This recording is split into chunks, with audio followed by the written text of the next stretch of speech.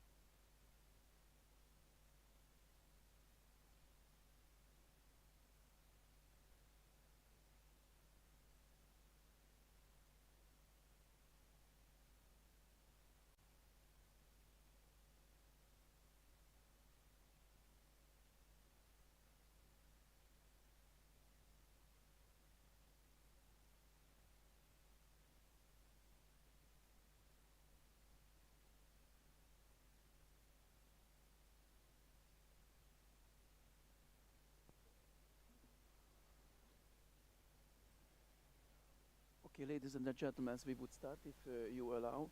The next session has the title Investing in Sustainable Value Chain and Agribusiness Development. And the session will focus on sustainable agri-food value chains and how we can scale up agri-food systems resilience via strengthening these agri-food value chains, via investment in these value chains that would improve food security and generate employment. It's very important to add value, additional value to these value chains because that has additional value added employment, additional economic growth that it brings to countries globally and here within this nano region as well. There are, however, barriers that agri-food value chain actor face in terms of accessing finance for these upgrading. Some of these challenges can include the lack of incentives, high risk of such investments, and lack of enabling environment. So, and these challenges affect negatively the investment into agri-food systems and into these value chains. And we shall discuss what are the required actions that enable a favorable business environment and that would scale up these investments into value chains. And sorry very much, I introduce myself now and then I would give the panelists, the speakers as well, just shortly the floor to introduce themselves. I'm Tamás Vattai, working for the FAO Regional Office for Near East and North Africa at FAO, and then I would give the floor to our panelists to introduce themselves just shortly. So please, you have the floor. We start from that direction. Thank you very much. My name is Mohammed Al-Yami. I'm the Director of the Development Effectiveness Office at the Islamic Corporation for Development of Private Sector. We are the private sector arm of the Islamic Development Bank Group. Thank you. Good morning, colleagues. I'm Daria Zinoveva. I represent Agri-Expert under the Ministry of Agriculture. We deal with trade barriers, export promotions, and solving problems of trade value chains. Thank you. بسم الله الرحمن الرحيم. دكتور فاطمة محمد أحمد رحمة, Ministry of Agriculture and Forest, Sudan. I am the Director General of International Relations in the Ministry of Agriculture. Thank you. Good morning, everybody. My name is Youssef Lakbida. I represent the Ministry of Industry Trade of Morocco.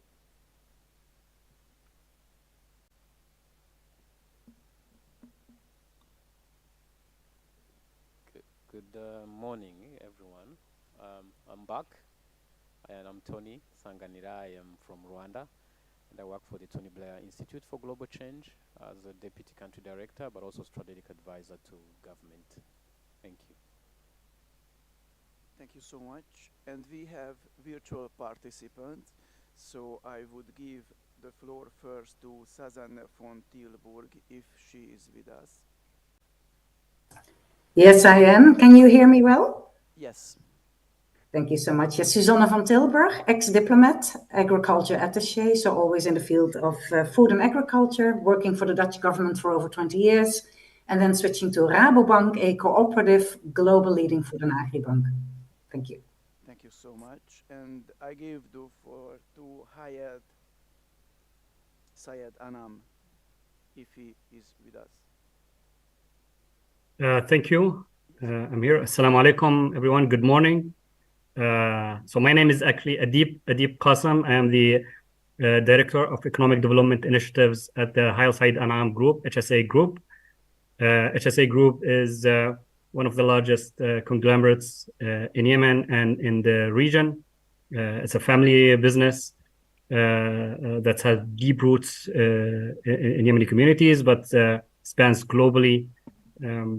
And today, I'm very happy to participate and share our success story of working with the IFC, FMO, Proparco, in an innovative finance facility that was maintained a couple of years ago. Thank you. Thank you so much, Adeb, and sorry for that bit confusion. Yes, we don't have other virtual participants, so we would start the discussion.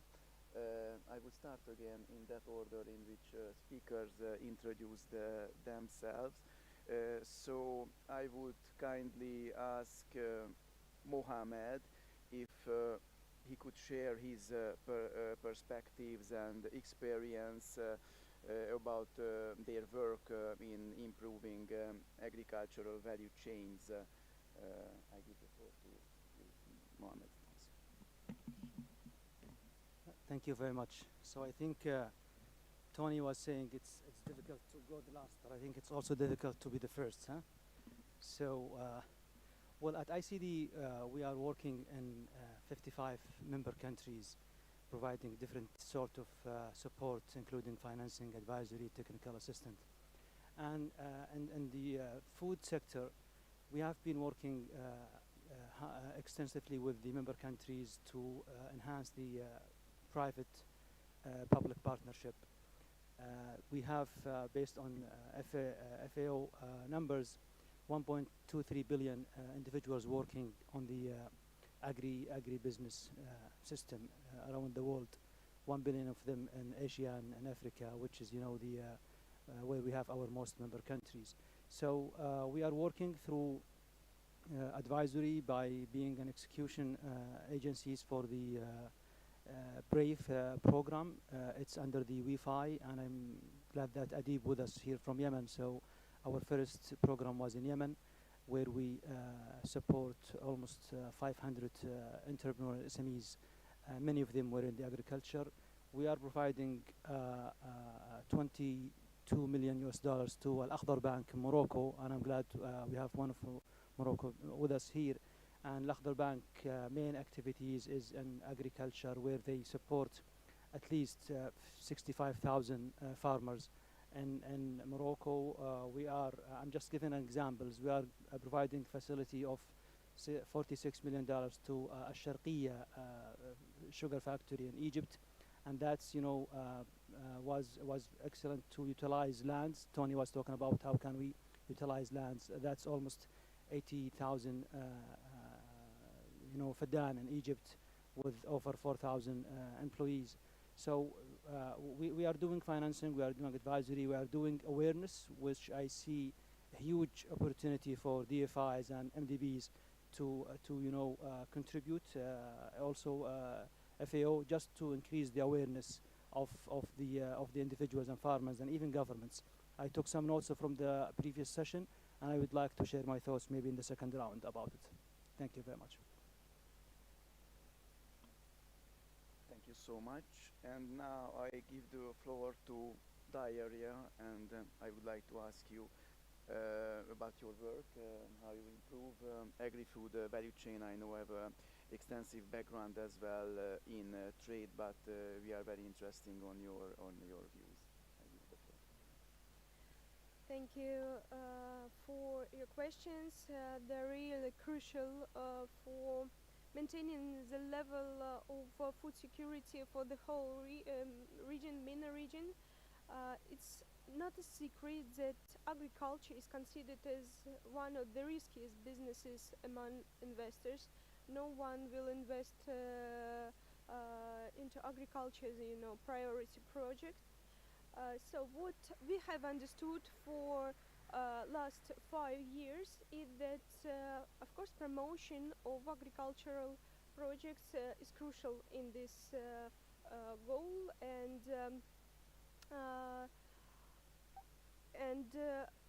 when we had been studying African region, what we have understood that there is no a single solution for every country, because they are different in terms of consumer preferences, in logistics, in banking systems, and so on and so forth. So it's really a hard task to build the unique the scheme for the whole region. Besides, we can't state that there is a really large trade hub in this region, like for example in Asia it's Singapore. So we started to work in these directions, and I can state that for a quite long time in the Eurasian Union, we were developing an intergovernmental project to build transportation and logistic infrastructure. And nowadays we have a new branch.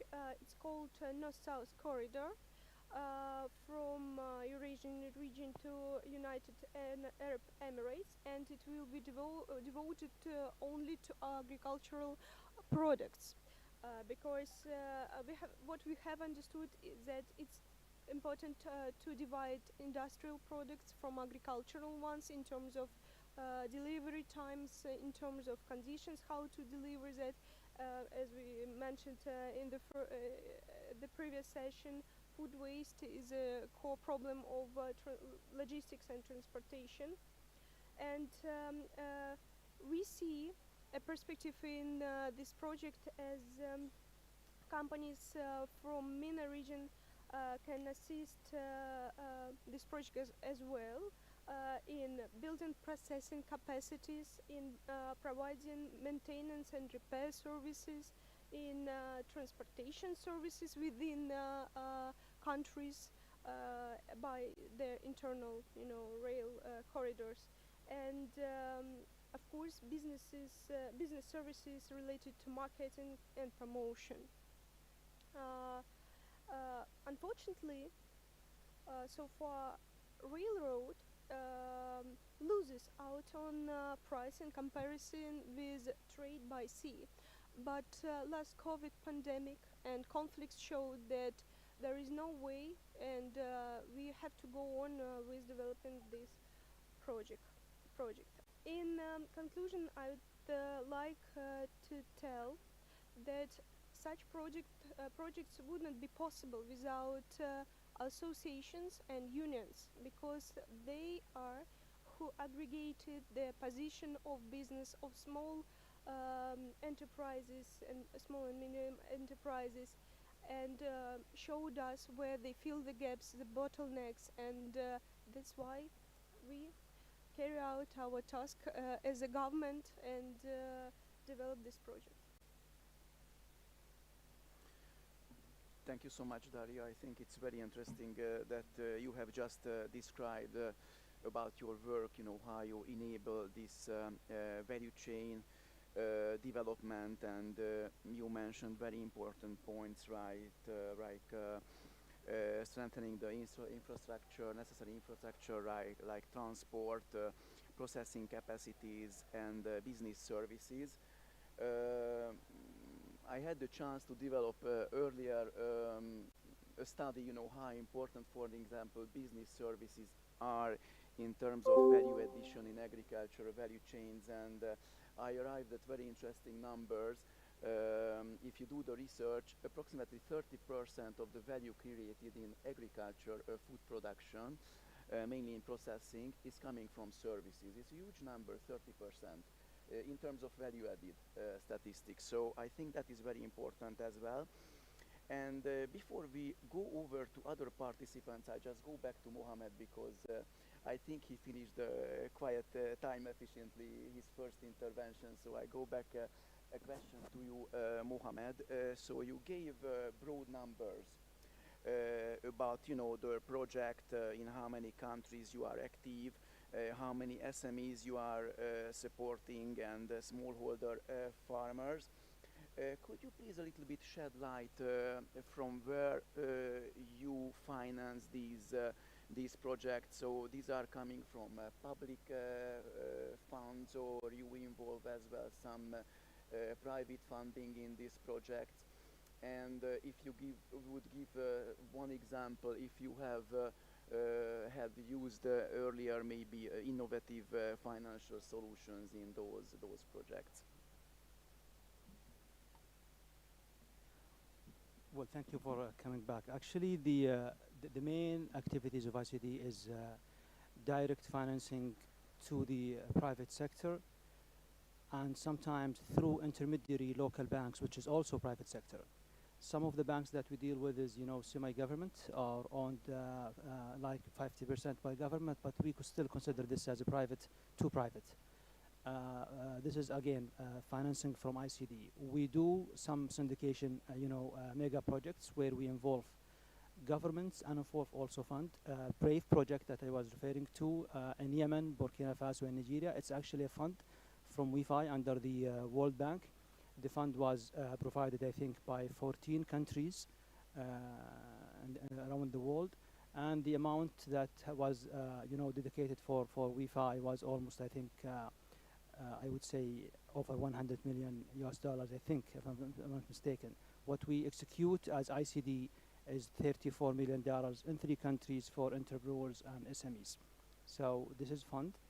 We have private sector. We have also advisory. So we can really work with clients to increase the awareness, to provide technical support for how can those, farmers, entrepreneurs get access to Islamic finance. I'm talking, by the way, about Islamic finance only. So we are a facilitator on how can you get to finance. We are enabler in some extent, and that was one of the points that Tony was talking about, that he said, I think the enabler environment is already there. I think we still have gap that really need to be closed, particularly in enabler environment. So these are some of the activities that we are doing I don't know if this is satisfy your Thank you very much question. for the time being. Yes, yes. And then we continue the discussions later. Thank you so much. It was very interesting. And Daria, your projects are financed by state resources, or you build as well on some multi-stakeholder approach when you execute these projects? I would pose to you that question. In terms of our consultancy services, initially it was and it is financed by government. We have prepared more than 300 papers about trade with each country, how exporters can export, what's the potential. Besides, nowadays we are working with each region of our country. We assess the potential. We find niches where local investors can invest, and foreign, of course. And we have, private money, of course. We work as a consultancy company because our business sees the need and the possibility to extend their businesses, and they need more such, advisory services. And as for the project about logistics, it's of course financed by governments of Eurasian Union member states and the UAE. Thank you so much for this additional information. And I turn to my left to Fatima, who is, as she mentioned, the Director General from a ministry responsible for international relations in Sudan.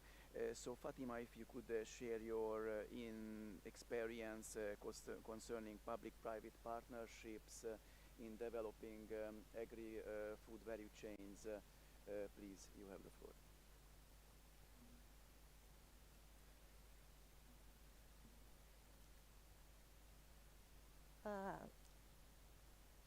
I want to mention that Sudan agriculture has the potential to lead the sector and to lead the country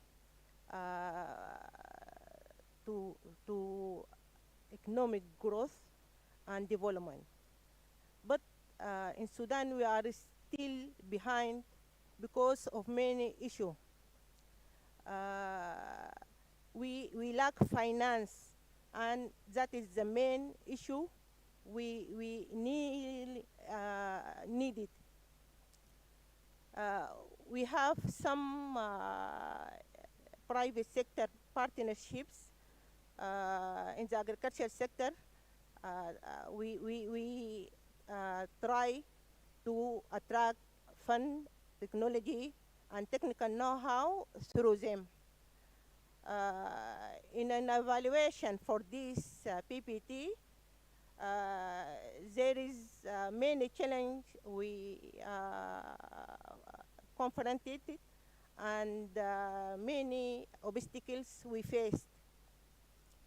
Mainly, we find that there is weak governance and also no legislations for those PPTs, and also we confronted many obstacles to continue. For example, there is Brazilian Sudanese partnership and also AMTAR partnership. We have Ertiga, and also we have Muzdana. There are with different countries and companies. For example, as it shown, Brazilian with Brazil, but AMTAR with Emirates, and also we have with Jihad company or national private sector with the Ministry of Agriculture. All those with the Ministry of Agriculture. although all this change, but also we managed to derive some lesson learned and also best practices from this. Uh, uh, there is increase in the productivity, new herbicide and new varieties are adopted, and also we have new technology in post-harvest techniques and harvesting and through the value chain of cotton, sunflower, groundnut, and also rice. I want to mention crown rice project, which is with Pakistani company. It is a huge investment, but it still lack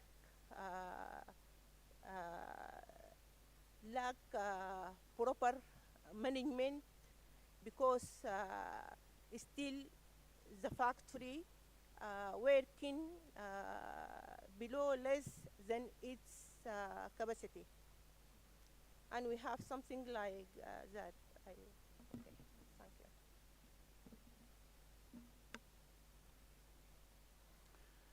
Thank you so much. I think your intervention was also very interesting from that point of view, that you mentioned that the enabling environment is very important when we speak about value chain improvement. And as well, you mentioned an important issue, international cooperation, namely successful international cooperation in the development of agri-food value chains. You mentioned Brazil, Emirates, and Pakistan, and as well you gave some very detailed examples which those cooperations, which technologies and crops those are targeting. May I put you one question? If you should advise other countries how to attract, such international cooperation and investments, what would be your advice? You mentioned already the need for enabling environment. Which other factors in Sudan made it possible to have these international cooperation in value chain development? I think bilateral agreements, multilateral agreements, and cooperation within South-South and triangular cooperations are the best way for investing in Sudan. I think Sudan has a great potential, as I mentioned, and all it needs is finance. So collaboration will be better for us, for growth and sustainable development, and for better life. Thank you. Thank you so much for this excellent advice to other countries. And now I would give the floor to Youssef Lagbida. As he mentioned, he is from the Ministry of Industry and Trade from Morocco, and he would speak in Arabic, and I would like to kindly ask our senior colleague at the FAO Regional Office, Kayan Jeff, who is an excellent colleague and who has just passed, this interpretation, examination. So we will test how good he is in interpretation. So please, Mr. Lagbida, go ahead and take into consideration that our colleague has to translate it as well, interpret. So if you could go please paragraph by paragraph. Thank you so much. شكرا جزيلا. سعيد بالتواجد معكم في هذه الجلسة من أجل تقديم وتسليط الضوء على التجربة المغربية في مجال تنظيم وتقوية نظم وسلاسل الإنتاج الغذائية. يعني قبل الإجابة على سؤالكم أود في البداية يعني كمدخل أن أبرز وأن أبين أهمية قطاع الصناعات الغذائية في النسيج الاقتصادي المغربي، فهو قطاع استراتيجي، قطاع جد مهم نظرا لتنوع أنشطته والتي تساهم في تلبية حاجيات المستهلك المغربي وضمان الأمن الغذائي للمملكة. Very much for inviting me to this session and to share with all of you as a panelist the experience of the Kingdom of Morocco in the field of development that involves agri-food businesses. فهذا القطاع يعد دعامة أساسية لتحقيق الأمن الغذائي للمملكة، يساهم كذلك في تحقيق التكامل بين الإنتاج الفلاحي والصناعات التحويلية، يساهم كذلك في موازنة الميزان التجاري وفي خلق فرص الشغل. Also would like to inform you that our role in the development of the agri-food business that leads to as part of the national work plan of the country is also very active as far as the end user is used to using this in the Kingdom of Morocco. This is part of the overall food security strategy of the kingdom, and on that note we are looking to involve the production of the agribusiness production and the technology that is part of the commercial balance that gives the opportunity for work in the kingdom.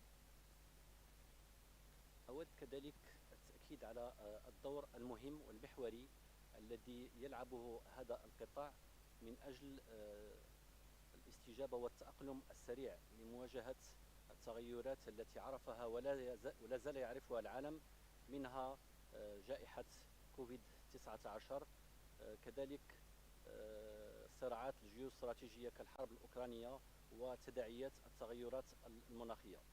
والأمر الذي أود أن أؤكد عليه هو أن الحمد لله أن المغرب قد نجح إلى حد ما في احتواء أزمة سلاسل التوريد العالمية،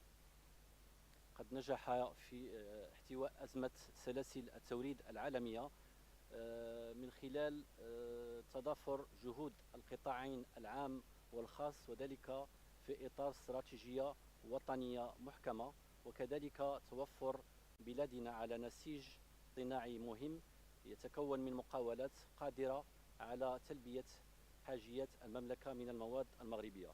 الأمر الإيجابي كذلك الذي أريد أن أؤكد عليه وأنه من الرغم من هذه الظرفية الصعبة فإن المهنيون في القطاع الخاص حافظوا على استقرار مناصب الشغل والتزموا بمواصلة الاستثمارات بوتيرة مرتفعة من أجل تلبية حاجيات السوق الوطنية واستثمار الفرص المتاحة في التصدير. I also would like to emphasize the vital role that the agribusiness sector is playing in addressing issues such as the COVID-19 disease that was affecting all sectors, and also the issue of the Ukrainian war, which has also had its climate change challenges.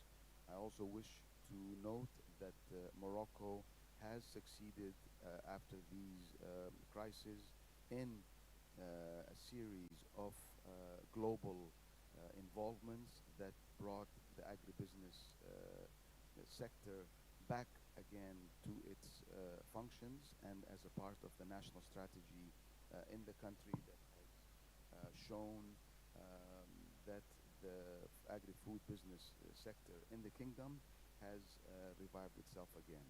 I also wish to note that that the sector is trying to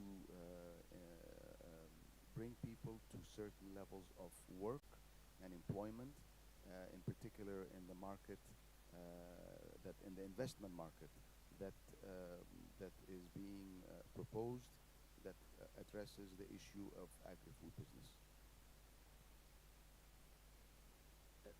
إلا أنه من الرغم من هذا التطور المستمر فإن القطاع مطالب برفع مجموعة من التحديات التي يواجهها اليوم، والتي تتمثل أساسا في تعزيز المستمر للأمن الغذائي للمملكة. ثانيا ضمان استمرارية التزويد بالمواد الأولية خصوصا مع ظاهرة ندرة المياه وتوالي سنوات الجفاف. ثالثا مواجهة تقلبات الأسعار على مستوى السوق العالمية، فكما تعلمون يعني عرفت العديد من المواد الأولية ارتفاعا في الأسواق العالمية، وهذا يفرض على القطاع الخاص والقطاع العام إيجاد حلول سريعة من أجل المحافظة على استقرار الأسعار طبعا يعني قدر المستطاع في السوق الوطنية من أجل الحفاظ على القدرة الشرائية للمستهلك. هناك كذلك رهان مهم الذي يتعلق باحترام متطلبات التنمية المستدامة، وفي هذا الصدد قمنا يعني بوضع مجموعة من البرامج من أجل تشجيع المقاولات على استعمال الطاقات المتجددة، على تثمين وتدوير المخلفات الصناعية والاقتصاد في الماء. آخر نقطة هي يعني ضرورة تحفيز الابتكار الذي يعد رافعة أساسية من أجل الرفع من القدرة التنافسية للمنتجات الوطنية. Also would like to emphasize that as a part of the sustainable value chain investment that the Kingdom of Morocco is doing as far as the agri-food system is set, some of the challenges that has faced us as of current situation are under 5 notes. The first one is the participation and the improvement of the food security sector in the kingdom. Number 2, the continuity of increasing as a priority the agri-food value chain production.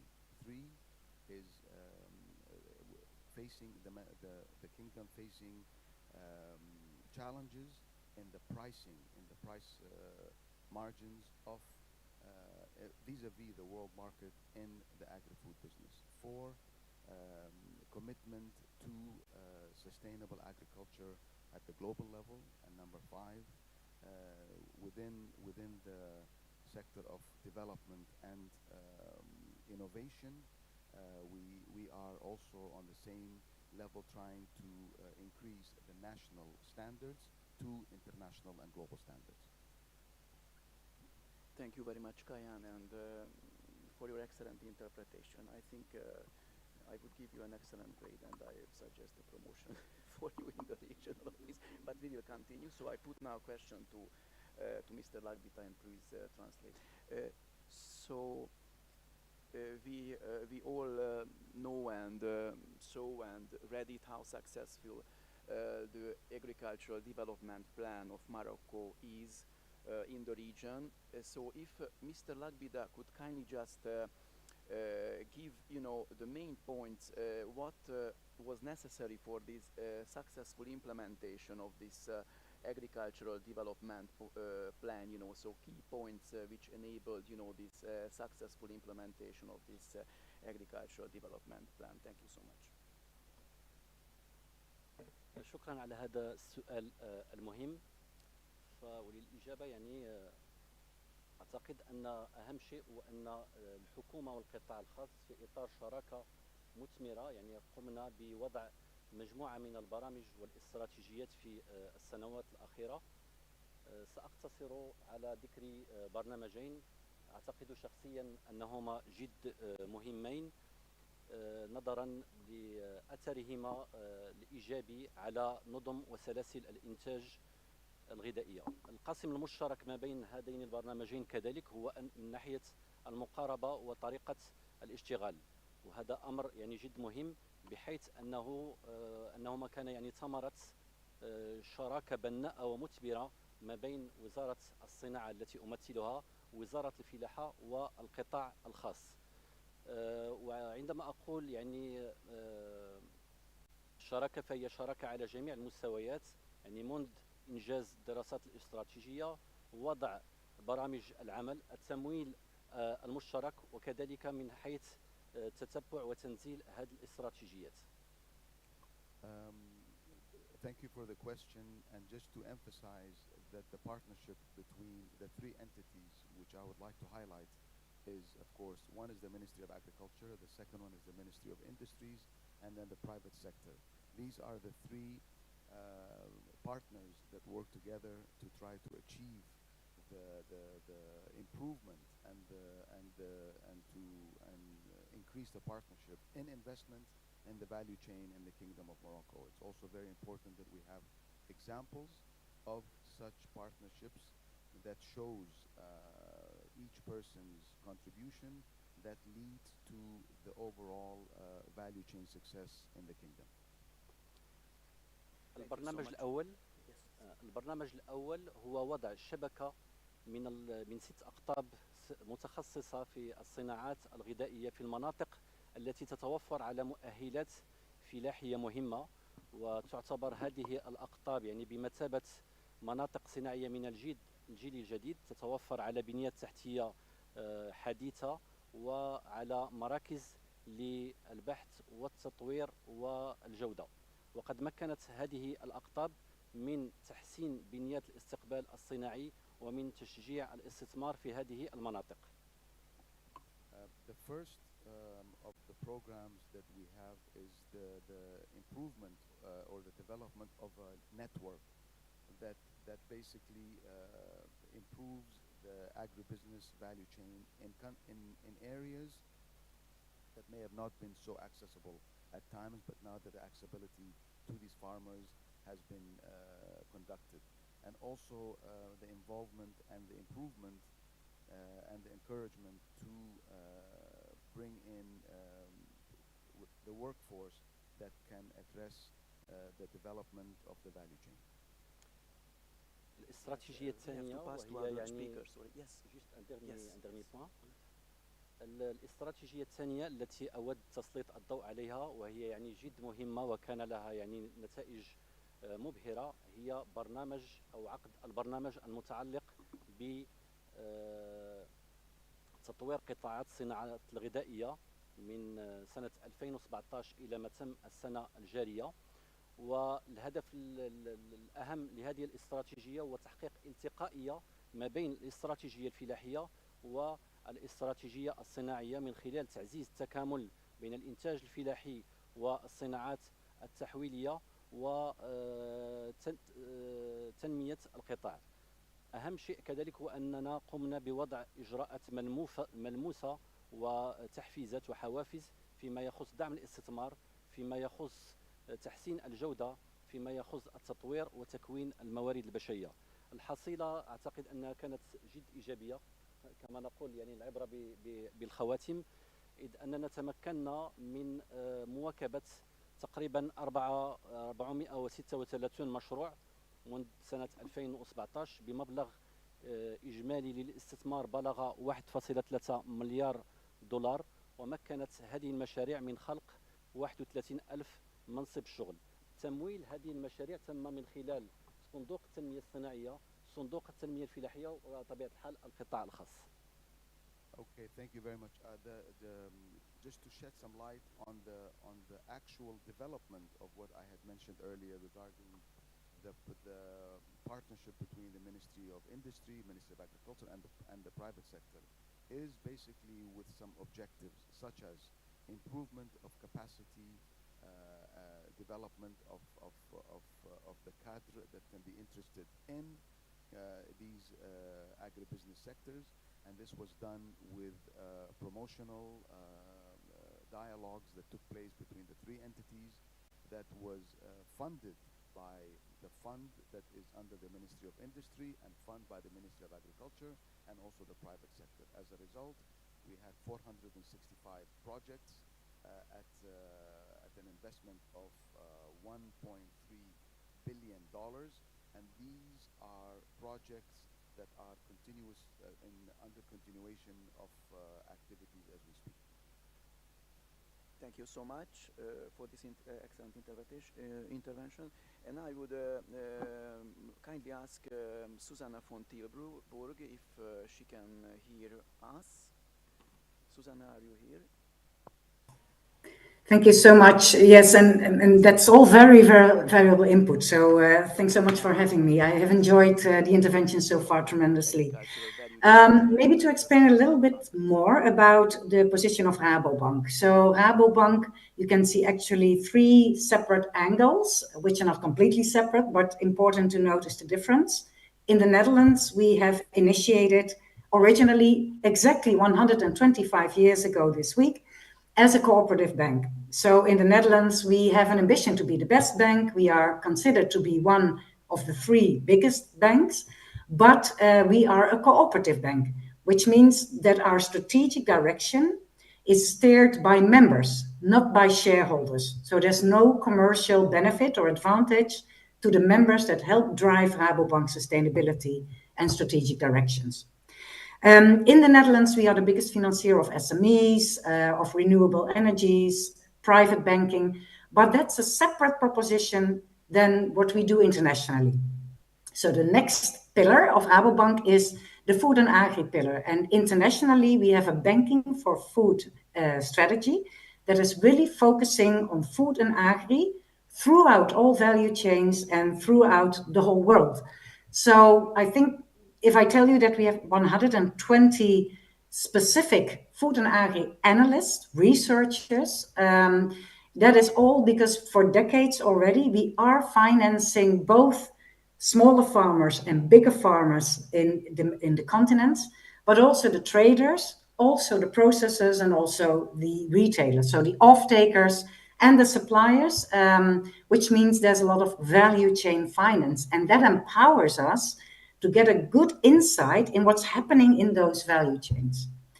The third pillar is the Lage Landen, which is a leasing component of Rabobank, and I'm referring to this because more and more we do see happening technology and innovation and leasing to be part of those sustainability solutions across the globe. Now, getting back to the food and agri, because I think this is the most relevant for this summit and for this panel. It's important to note that next to these large commodity traders, we do also zoom in on hand-in-hand initiative countries, on emerging countries, and on developing countries. But we do it differently. This is, as you can imagine, a completely different thing. If you finance a smallholder farmer, it's totally different than financing a Nestle or financing a McDonald's in the US or financing a Cargill or a Bunge. So what is actually the proposition of Rabobank already for decades is that we do it in a layered approach. So with Rabo Foundation, which is a separate entity of Rabobank, financed by the revenues in the Netherlands, we can subsidize and enable cooperatives to team up together so that there's more empowerment for small-scale farmers in those cooperatives. Then we have Rabo partnerships building on those cooperatives with providing technical assistance and helping them through a specific rural fund to get to more commercial propositions and to get them to get the access to markets. And then we have, I think, which is important to note, kind of a more modern, digitized cooperative approach in terms of ecosystems. We do believe that we can empower small-scale farmers and SMEs and stronger rural livelihoods around them only if there's an ecosystem in which all stakeholders are engaged and if that ecosystem is digitized. So the propositions that we have right now is to explore how can these digitized ecosystems be engaged in more climate smart solutions, for instance, in agroforestry. We have a program called ACORN, ACORN, which is all focused on agroforestry solutions for small-scale farmers. Together with Microsoft, we developed a program in which they can, through GPS monitoring, look at the carbon sequestration that is enabled by fruit trees. So the fruit trees are being planted. It's native trees. There's a lot of discussion, of course, around the biodiversity reduction. So we are very careful that this is done in a good cooperation with the stakeholders on the spot. And that is why we also team up with NGOs like Solidaridad in order to get to the last mile, to get to the small-scale farmers that could be part of that program, but also to ensure that we are addressing a local solution. And that brings me to, because we have many of those other programs as well, it's just an example, but that brings me to a very important other point, which is the investment in local banks. So whenever we think that we, as a Western-based bank, are not maybe equipped the best to address local solutions, next to this ecosystem approach and digitization, we also refer to the local banks. And you can Google Arise Invest. For instance, this is a program that we established together with the Dutch Development Bank, FMO, and with the Norfund program from Norway, where we are enabling local banks to be empowered to provide more access to food and agri solutions and access to markets and finance for small-scale farmers. So we prefer the approach of enabling and empowering local banks versus being present everywhere ourselves. And this is, just a few examples, but I think it gives a good idea of how we are globally represented as a bank, but with different types of solutions for different regions. Back to you, thank you. Thank you much, Susanna. We appreciate really this deep insight, in what is the role of financial institution in agri-food chain development. So I think you have mentioned very important points, including, the type of multi-stakeholder approach, the role of cooperatives, to empower smallholder farmers to get these additional financial resources. You mentioned that you work together as well, significant international companies in this project and local banks, so that you have better have the local solutions. I'd like to ask you whether other partners in your project, do you have other partners as well, like governments, or whether you are involved in blended financing, or have you cooperated already together with international financial institutions in those, but in your projects? And if yes, if you could please kindly share some examples about those ones. Yes, we do have many other partners, but they range from the more multilateral and globally represented institutes like FAO, for instance. They are investigating now in Mozambique how we can have a more efficient analysis of the solutions that could be offered by the ACORN program in Mozambique. But we have an MOU with FAO in general to see how we can exchange the knowledge and really complement each other's research findings. Next to those big partners, IFAD, for instance, is also an important partner in programs like Farm to Market Alliance. The World Food Programme is an important partner for us in many other programs. But we also reach out to the Dutch NGOs and the Dutch finance institutes in order to see how through blended finance programs we can have solutions that are tailor-made in those regions. And usually it's the NGOs that are there that have the best overview of what is needed. Maybe also nice, if you talk about governments, to tell you, and this is actually where I derive from the Dutch government. The Dutch government has a beautiful embassy network. It's one of the few governments that has a very rich, specific agriculture attaché network. So in all of these countries, including in Africa, Southeast Asia, Latin America, they have a very good overview of what's happening. And they also know what are the ambitions of the governments. So they can help us identify solutions, identify challenges that we can tackle together wherever finance can be an enabler. If you ask me about the role of governments, and once again, thanks so much for the governmental representatives in the panel. I think it's truly awesome that you are working on these networks and these public-private plans. Maybe a few things from my experience in Rabobank, but also in the government. First of all, what we have identified a few years ago is that it is so much more valuable to have consortia of companies that can together address solutions. So for instance, on seeds, high quality seeds and input, it's so important to know that there's many companies that together can drive a transition instead of just one business proposition. Because if they have a pre-competitive business case that they can present, for instance, to the Dutch government or to the European Commission, they can unlock much more finance than an individual company. So we always say to the Dutch companies, if they want to be active in other countries, please team up and look for more transition and sector-based approaches versus individual commercial approaches. That is one. Secondly, as Rabobank, we are engaged together with FAO, but also with the World Business Council on Sustainable Development, with Fair Trade, the World Benchmarking Alliance, with Rockefeller Foundation and many other stakeholders in one of the still living food system summit coalitions that were established 2 years ago at the first ever UN Food System Summit. And this is the True Value of Food initiative. And as Rabobank, we believe it's really time we look into the true risks in the value chain and not only, of course, focus on financial health anymore. It's all about sustainability performance. But what is sustainability performance? What is impact if you want to make improvements in that sustainability performance throughout the value chain?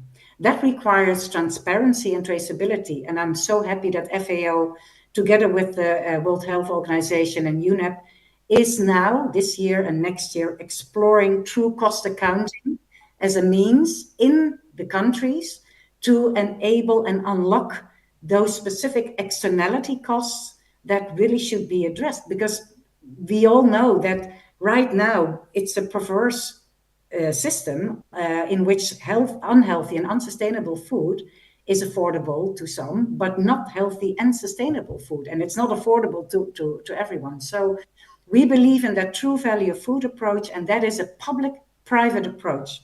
So as an initiative, we are now focusing on a survey that we will send out to countries in order to help them address in their food system pathways that 120 countries have committed to in the Food System Summit governance. And we will reach out to them and ask them how we can support with identifying the capitals of health, environment, nature and biodiversity, but also equity in their food system pathways, and see how towards, for instance, a COP30 and COP31, we can help identify how they can even build on that true value food approach, which is a very tough one, because it's all about trade-offs, which is the role of the governments.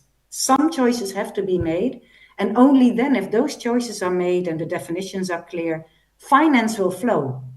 And that will bring me to my last topic, which is very important in this respect if we talk about public-private. As a bank, we have a huge challenge financing food and agri, because all regulatory frameworks across the globe are based originally on the energy transition, on bringing emissions down. But there's two big lags. First of all, these are not aligned as we speak with very important standard-setting frameworks like SBTi flag. So food and agri is not considered to be a specific sector. There is no recognition of a transition that is needed, for instance, in regenerative agriculture solutions. So if we as a bank, and I'm very open and transparent about this, if we as a bank would onboard regen ag farmers with the aim to, in a few years, bring down the emissions, then we are punished in the sense of reputation-wise, because we will bring our financed emissions higher in the first instance, because it's food and agri. It's always done together with the emission growth. But if we look at a transition valley or net zero curve specifically for food and agri, then we can take this into account and we can make good agreements that, of course, the end result should be bringing down those emissions. And the second lack that we really see right now is that there's no discussion globally around nutrients, the nutritional value. So if we as a bank finance sugar, we are actually rewarded because we are not financing a huge carbon footprint. If we finance dairy or beef, for instance, for even the countries that will be in dire need for it, given the growing population, like in Africa, then that's also a very strange response if you look at the regulatory frameworks on finance, because they have no view on nutrients. It's only about emissions. And that is, we think, something that needs an urgent discussion. And this is what we are advocating, for instance, towards a COP28, so that there's a total picture, a holistic approach of these food systems. Thank you. Back to you. Thank you so much, Susanne. I think these are as well excellent points, on the need of cooperation, international partnerships, and partnership between companies, and to have the right regulatory framework, not just nationally but internationally, and the role of relevant international standard setting and the cooperation there as well in those areas. And now we come back again to the floor here in Abu Dhabi to our next speaker, Tony, from the Tony Blair Institute. So please, if you could shed some more light on the issue of public and private partnerships, that we touched upon a little bit already during the intervention of previous speakers. So if you could share, please, kindly your experience, maybe some projects even in which you were involved. Please, you have the floor. Thank you very much. Very insightful discussion from what has been said already. I hope I'm not going to sound repetitive, but what I wanted to say is that at TBI, we try to fix governance-related issues in different government institutions and at very high level, and basically allowing or influencing change in the way different institutions work together within government, but also how they work with other partners in the private sector, or even the development community. So that's very important. That's very critical. If some challenges that are still there are fixed, I think things will be done. And I like to say that if you want to fix governance-related issues or institutional-related issues, you need a champion. Things will not happen if there is no champion who really understands and who can drive the change that you want to see. Not everyone or not many people will do the right thing at the same time, but one person could be the president, could be the prime minister, could be another high-level official to make things happen. So I just wanted to really emphasize that at the beginning of my intervention, so that we all understand that over the last 5 days we've been here talking about different aspects of agri-food systems, ranging from inclusiveness, finance, technology, innovation, and others. If you don't go back and get things done, at the end of the day we'll come back here and repeat the same challenges that we are facing. So that's extremely important. Now, back to the partnerships. I think I want to bring in here the key economic facts as far as the continent is concerned, the continent of Africa, which I like to speak about. We are still spending a lot of billions of dollars on imported food. That's a fact. It's more than 30 billion, and we keep highlighting this every day and really want to see how this could change. We are talking about a number of opportunities through the continental free trade area that could be taken advantage of. But also what we need to understand is that we probably don't talk about, small and medium enterprises enough. So talking about public-private partnerships, and especially the private sector, I would like really to us to divide the big businesses, multinationals, and small and medium enterprises, and micro, small and medium enterprises. Because the ecosystem they operate within is not necessarily the same. So you really have to understand how you address the issues of big companies and how you address the issues of smaller companies, and how you actually influence the partnerships between those big companies and the smaller ones. I think the previous interventions reflected on that in a way, saying that if you have a big company operating, let me give an example of a company operating in Rwanda called Africa Improved Foods, in which actually a Dutch-based company invested in. This is a big company operating in Rwanda, but it cannot be successful if it's not able to work with smaller businesses. Those kinds of partnerships will be very, very, very important. So I think I would like to also say that small and medium enterprises in the continent are actually the kind of lifeblood of Africa's economy. We are talking about 80% of employment, and we are talking about 50% of GDP. And these are small or micro, small and medium enterprises are more than 90% of enterprises in many African countries. So you need an ecosystem, and they really wanted really to mainly focus on those categories of companies that allows really to function properly and bring that impact that is needed. And then here we are talking about business development services. At the moment, in many African countries, you don't have standards for business development services. Everyone who wants comes to a country and establishes a business development service provision, to different companies. So if you don't come up with standards that allow to really regulate how these business development services are provided, you end up with many companies that are created, but which also die off very quickly. And that's really what we are seeing in many African countries. So you need to make sure that you have those standards in place, but also a mechanism that allows you to understand the value that these business development service providers are bringing. Because there are a lot of duplications. Someone comes and says, I want to do coaching, I want to do mentorship, and you find tens or hundreds of companies trying to do the same. So how do you institutionalize those kinds of services and make sure that there is clear division of labor and those coming really are able to add value? So that's an area where as TBI, beyond fixing or strengthening governance structures, we are also trying to work on to make sure we have the right entrepreneurship ecosystem in place, and they really allow these small and medium enterprises to provide or to give the impact that is expected. But on the other hand, the bigger ones, the bigger companies, obviously there is an enabling environment that they also want to work within. In Rwanda, for example, you might have heard of a one-stop shop for business, where all the services for business registration to environmental and social impact assessment and access to utilities and all the services that businesses need are in one particular area. And it only takes about 6 hours to register a business in Rwanda.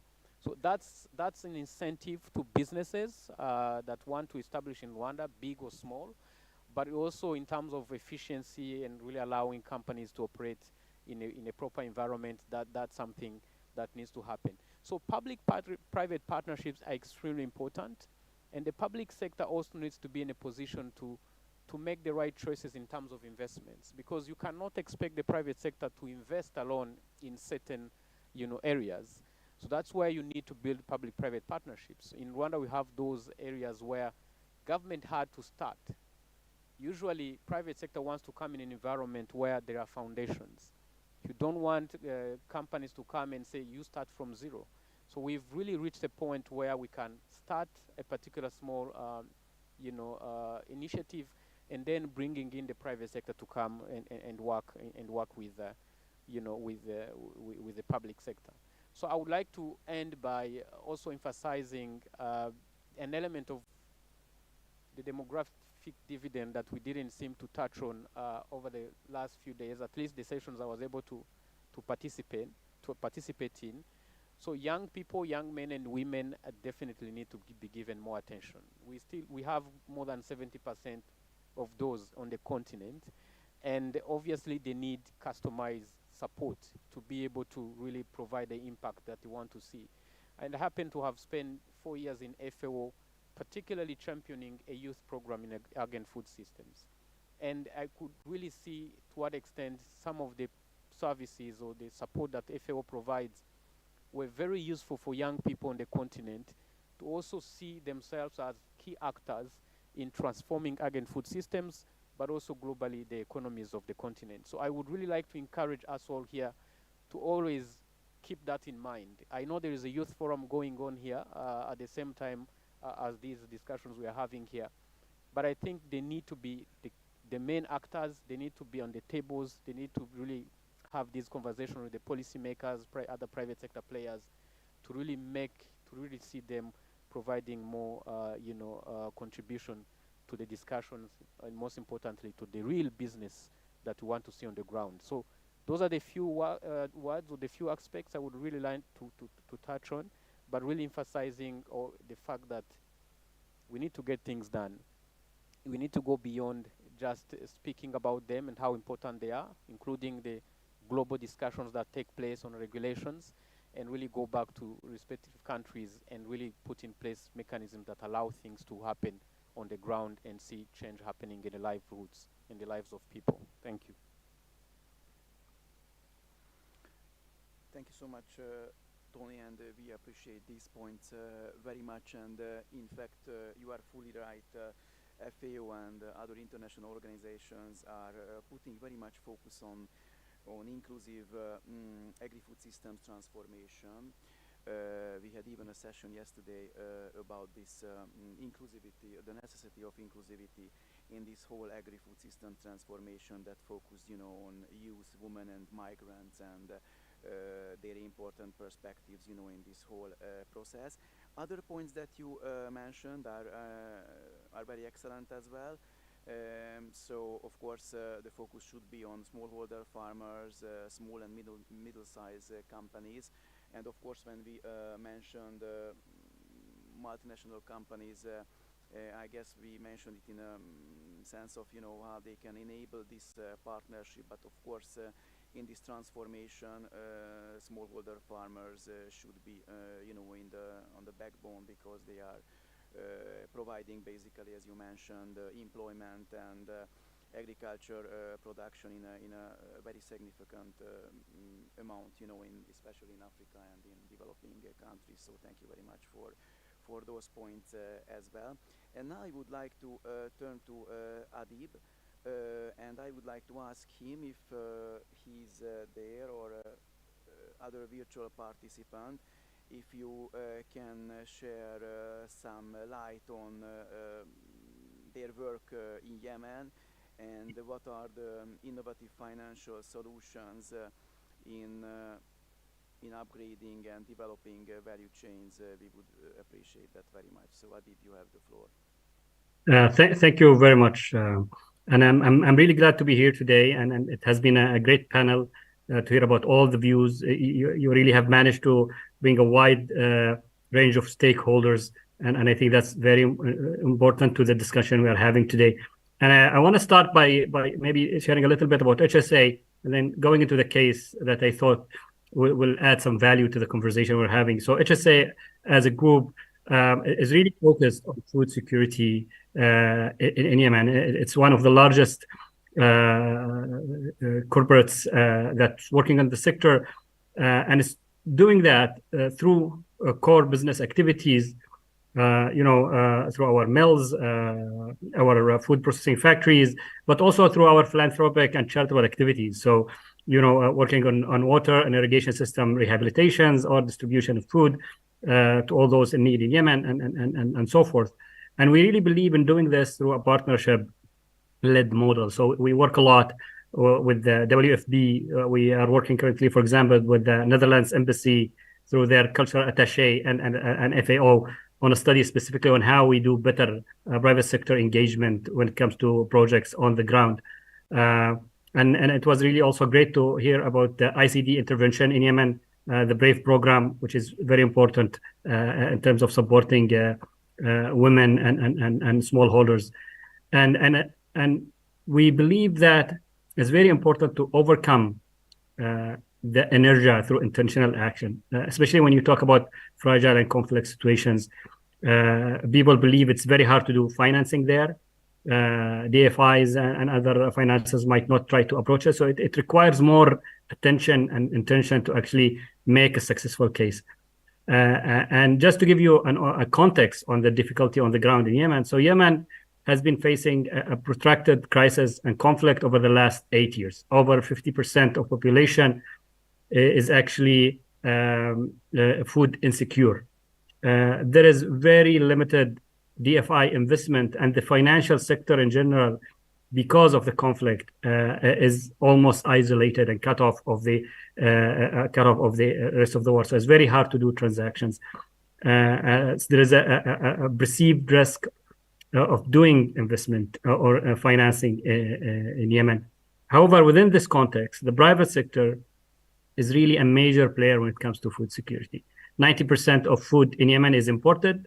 Most of that is a private sector operation. The rest, most of it is, in terms of local production, is happening by private sector actors and small holder farmers in the country. So it's not an exaggeration to say that the private sector in Yemen have helped prevent a widespread famine just by being resilient and flexible and maintaining its operation, maintaining trade into the country.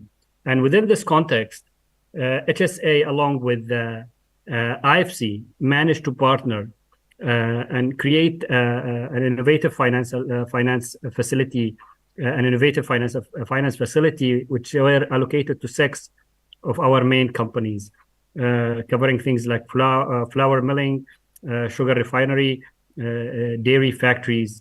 And this finance facility allowed us to increase our inventory, increase our working capital, and cushioned us to global shocks. And this partnership was done with IFC, but also with the FMO, the Dutch Entrepreneurial Development Bank, along with the Proparco, the French Development Bank.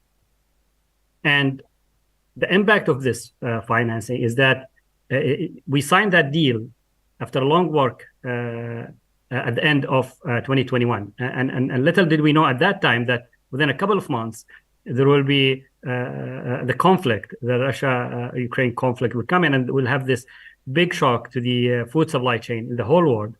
And in fragile and conflict countries, you are most vulnerable to these shocks because you're already highly reliant on imports.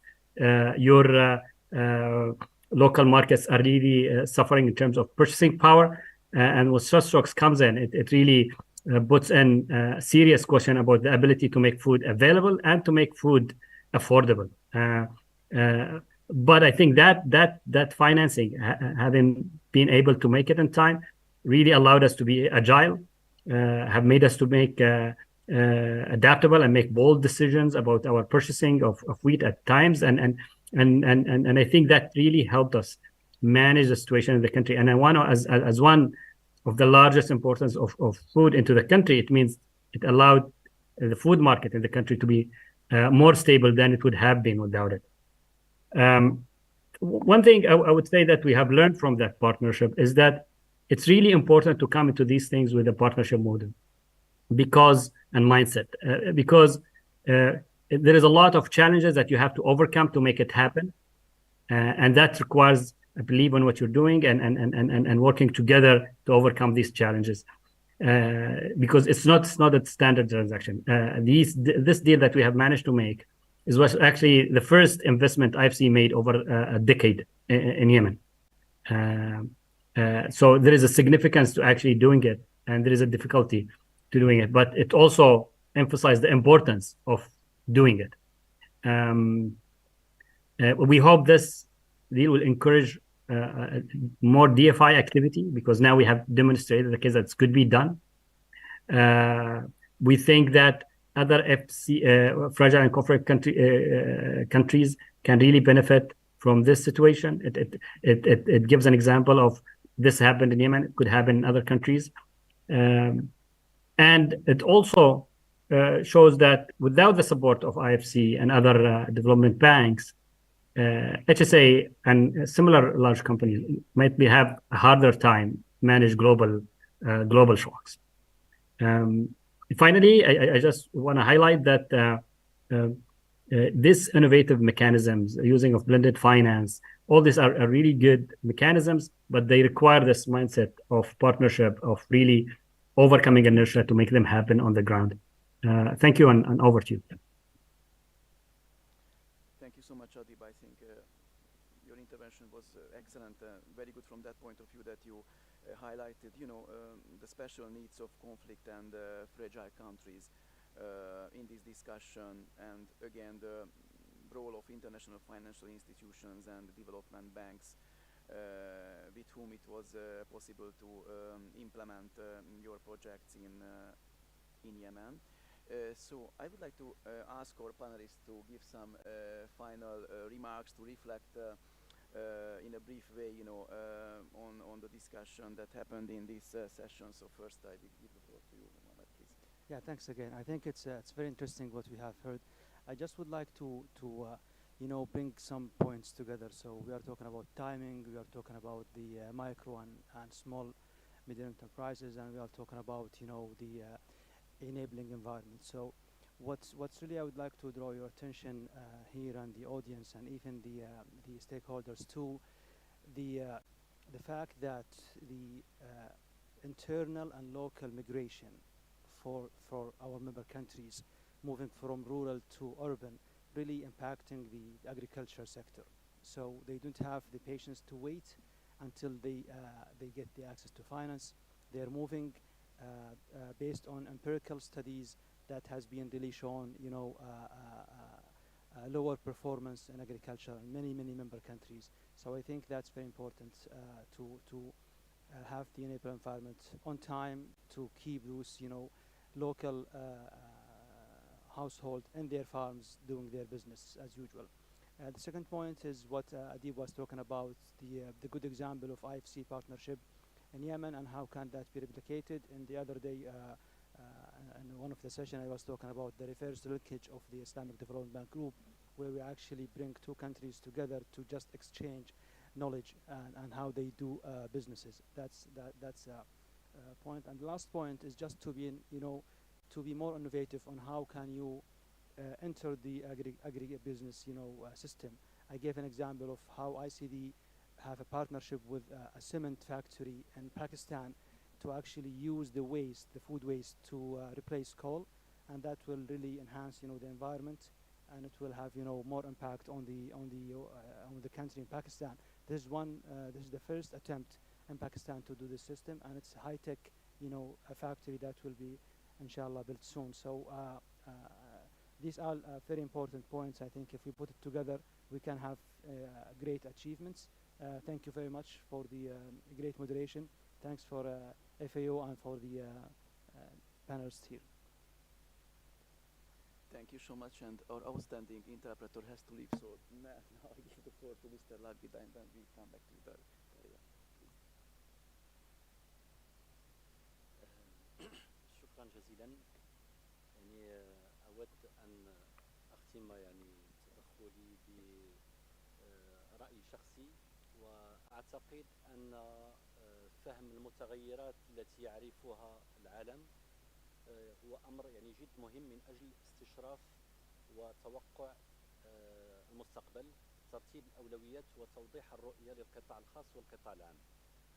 نحن الآن بصدد تقييم الاستراتيجية الحالية التي ستنتهي إن شاء الله في متم السنة الجارية، للوقوف على الأمور التي نجحنا فيها، ولكن بالخصوص للوقوف على النقاط التي لم نتوفق فيها بالشكل الجيد. الهدف هو وضع خارطة طريق جديدة لقطاع الصناعات الغذائية للفترة الممتدة من سنة 2024 إلى سنة 2030، وسنركز في هذه الخارطة الطريق وفي هذه الاستراتيجية الجديدة على وضع محركات نمو مستقبلية للقطاع من أجل الرفع من القيمة المضافة واستغلال مواردنا الطبيعية الفلاحية والسمكية. سنركز كذلك على خلق استدامة أكبر من خلال تقليل البصمة الكربونية، وهذا أمر مهم من أجل الحفاظ على صادراتنا خصوصا السوق الأوروبية والسوق الأمريكية. وسنركز كذلك على الرفع من نسبة الإدماج المحلي. يعني في هذه الفترة اشتغلنا كثيرا مع وزارة الفلاحة ومع القطاع الفلاحي. سنعمل إن شاء الله في الفترة المستقبلية على خلق جسور مع المنظومات الصناعية الأخرى مثل صناعة البلاستيك، مثل صناعة يعني كل ما يتعلق بالباكاجين، مواد التعبئة والتغليف، والهدف بطبيعة الحال هو الرفع من نسبة الإدماج المحلي. شكرا لكم وشكرا لمنظمة الأغذية العالمية على هذه المبادرة. Thank you very much. Allow me to give you my personal conclusions here, and I want to thank the organizers. What I would like to say is that the vision or the prospect of the future of the agribusiness value chain, which we have spoken about today, is something of extreme importance, and it requires future priorities that need to be set by the top policymakers with the view that the vision is implemented. we are in the process of establishing programs that are, of course, sustainable in the sense of the points that I discussed earlier. And in particular, these are based on studies and roadmaps that shows the sustainable development compatibility from the year 2024 to the year 2030. And in particular, we are concentrating during this period on a framework that basically involves the private sector under mechanisms of future development that involves the development of the sectors of industry, agriculture, and of course involvement of the private sector. And this of course involves natural in the utilization of our natural resources as well as agriculture and um, sea involvement. And also I would like to share at the end that the mechanisms that we're talking about are of course of high standards, and we are also very cautious about the carbon footprint in the field of agriculture, in particular with our cooperation with the European countries, the European Union and the United States. And of course, this is all within the achievement of sustainable development and the improvement and the encouragement of innovation that will bring the state of Morocco's sustainable value chain and agribusiness development to a global standard. Thank you. Thank you so much, Jeff, and for this presentation, Mr. Labida. Please, Daria, you have the floor for the closing remarks. So today we talked about the role of young people and migration as well. And I want to say that it's very crucial to popularize education in agriculture among young people, because most of young people think that IT sphere, telecommunications, for electricity are more prosperous for them. That's why we see such migration to the cities. And in Russia, we also pay attention on that, because we see how many villages are just, empty. There is no use. So, and from last year, we have decided to make special programs, and now we see how the main experts, they're becoming more and more, popular among businesses and private sector. So I would pay more attention on education. Thank you so much. And now I give the floor to our virtual participant, Susanna, to some concluding remarks as well. Yes, thank you so much. It really was a lovely discussion. I think I've said a lot already, but perhaps one more point of attention. If we are talking about value chains, we are talking actually in the global big dialogues and in many of the discussions, either on the producer side or about the consumer side. And I think it's time that we do recognize there's more need for transparency, more data from off-takers to suppliers in that value chain. Because if there's these small steps being taken, then we can really drive the transition. And as a bank, we are experimenting with that. We have a tool called Rabo Trace to really see how we can incentivize the off-takers to reward or punish their suppliers if they do meet the sustainability targets or if they don't. And I think that would make it more feasible, more workable. But the discussions are almost never about that specific change. So I'm very grateful for this discussion, because you did zoom in on that supply chain value. And I hope in practice that each and every stakeholder will also start looking into the effects within the value chain, and not only call the farmers on board, call the consumer organizations on board or the NGOs, but really invite traders, invite processors to be part of that discussion as well. Thank you all for having me today. Thank you so much. We appreciate those remarks. Please, Fatima, if you could go further.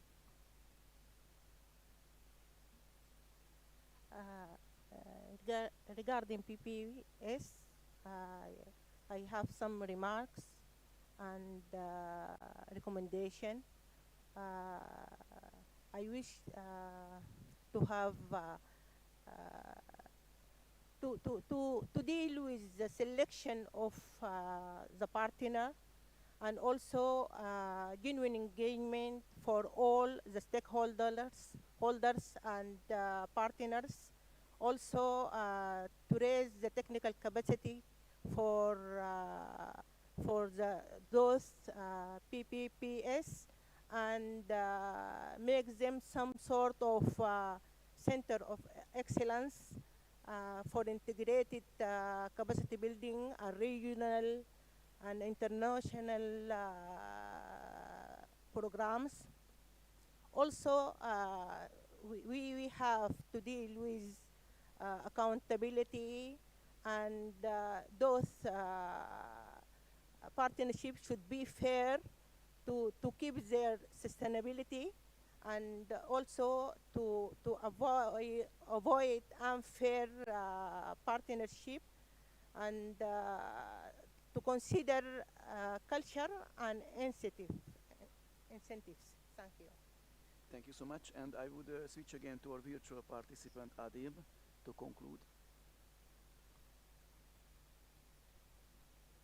Thank you. So I think when it comes to the main topic of this panel, and I have benefited a lot from all the inputs. I think when it comes to creating sustainable agri-food systems, especially when we talk about fragile and complex countries, we really have to think about how we increase the resilience of both the domestic agriculture production system as well as the trade and bringing in the food, because both are very key to the food security of a country.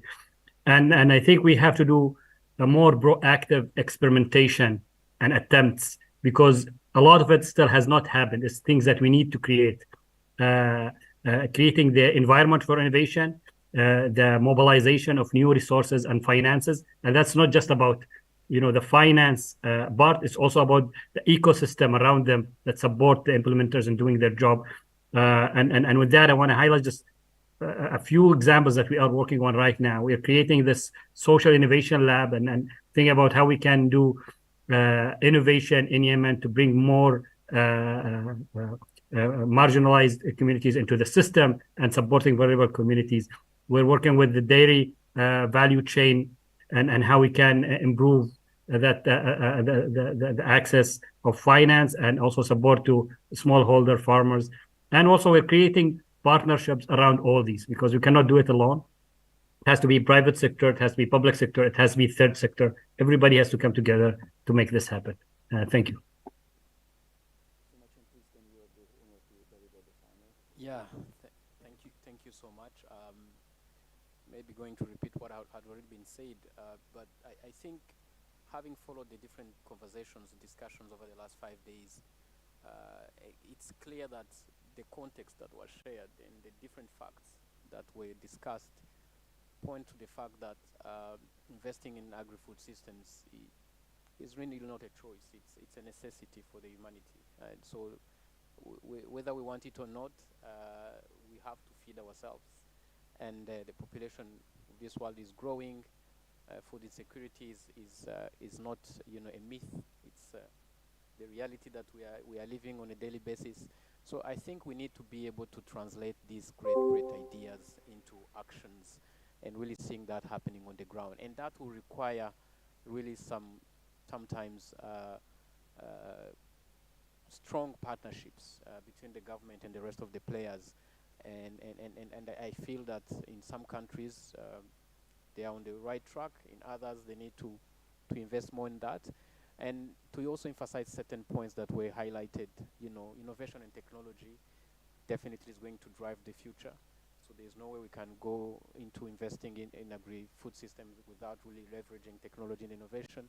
I also highlighted the aspect of entrepreneurship and really looking at small and medium enterprises that are driving the economies of this world and the continent of Africa in particular. So there is need to strengthen the ecosystem in that space to make sure that they contribute more.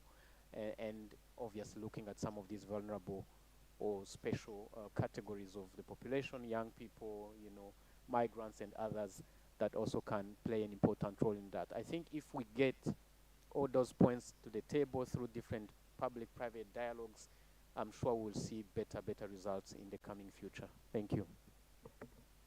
Thank you so much, Tony. And I think it was not just your concluding remark, it can be as well a concluding remark for this session, but as well for the FAO track in this World Investment Forum. So we had almost around 10 sessions, especially on investing in agri-food systems. And I think, and it is the final session of that track. And I appreciate your presence. All of you, I think it was a very interesting discussion, and Tony's concluding remark concludes this session, the whole FAO track, and I guess the World Investment Forum as well. So I appreciate that very much. I save you, any summary of this panel session because we are deep in lunchtime. So I wish you all the best, bon appetit, and good flight back to your home country.